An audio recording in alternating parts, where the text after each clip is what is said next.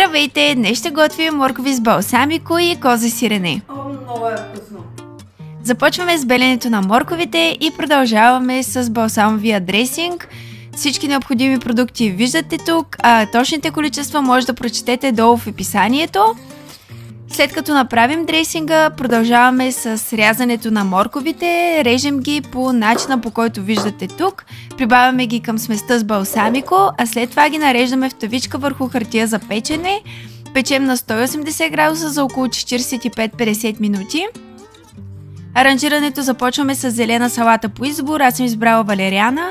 Използвам останалия дресинг, за да я овкуся. Нареждам морковите. Може да ги наредите както искате, по какъвто начин искате. След това натрошаваме козето сирене. Това лично го е правила моята баба. Има златни ръце, много я обичам и я поздравявам. При нужда посоляваме. Благодаря, че гледахте и до скоро. Може да се абонирате.